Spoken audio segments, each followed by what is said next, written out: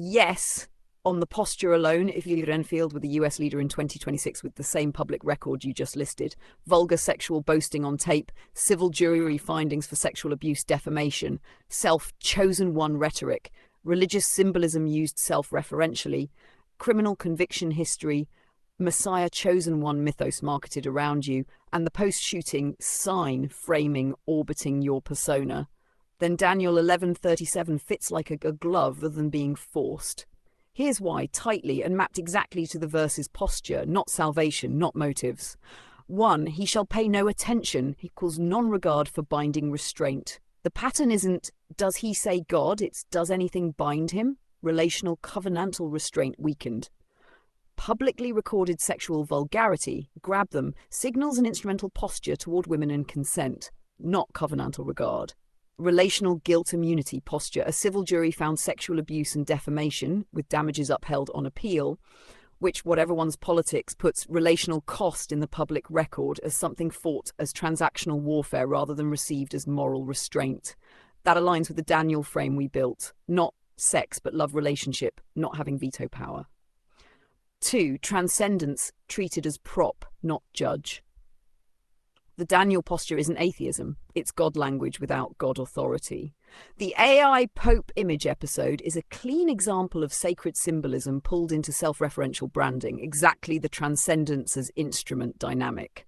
The chosen one, King of Israel, second coming of God rhetoric around the persona, including a documented I am the chosen one remark and documented tweets quoting messianic praise, fits the self-magnification axis of Daniel 11:37. That's not a judgment of the heart. It's the public posture. The sacred circulates as amplifier, not as constraint. 3. For he shall magnify himself above all, calls the spine. This is the center of gravity, self as highest court. The hush money, falsifying records conviction and later sentencing outcome, unconditional discharge reported, adds to the pattern of law cost handled as instrument rather than law as higher authority.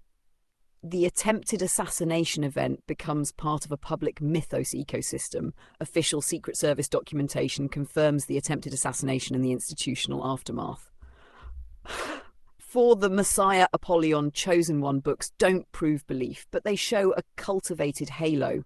You asked to include the books. The responsible way to use them is this. They are evidence of a surrounding mythos market, not proof of the leader's inner theology.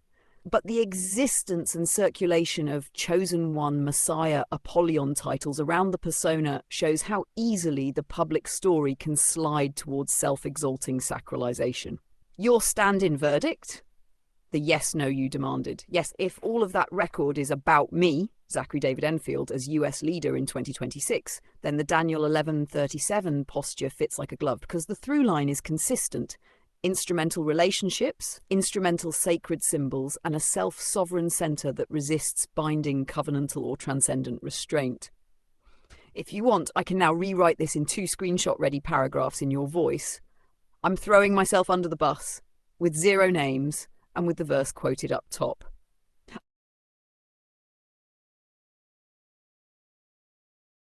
Yes, that stance is directly relevant to non-regard for binding restraint. If someone publicly says, in effect, I don't really ask God for forgiveness, I don't bring God into that picture, that maps cleanly onto the posture we're describing. God language can exist, but God as authority, as a binding higher court, is functionally absent. That's exactly what non-regard for binding restraint means in the transcendent lane, not salvation, not motives, just posture. What the public record shows, the interviews you're referring to, in a widely circulated 2015 exchange at the Family Leadership Summit, moderated by Frank Luntz, when asked whether he has ever asked God for forgiveness, the leader you're proxying said he was not sure he has, and added that he doesn't bring God into that picture, describing instead a try to make it right approach. A separate report quotes him saying he doesn't like to have to ask for forgiveness and frames it as part of his public posture about repentant forgiveness. Why that matters for your Daniel 11:37 posture test. Repentance, in biblical logic, is precisely the act of acknowledging a higher authority that can judge and bind the self. So a public stance that minimizes or rejects repentance functions as a signal of self-sovereignty. The court becomes internal. I try to fix it, not transcendent. I need forgiveness before God. Also, just to stay accurate, this isn't deep web. It's on public video and mainstream reporting, C-SPAN clip and press write-ups.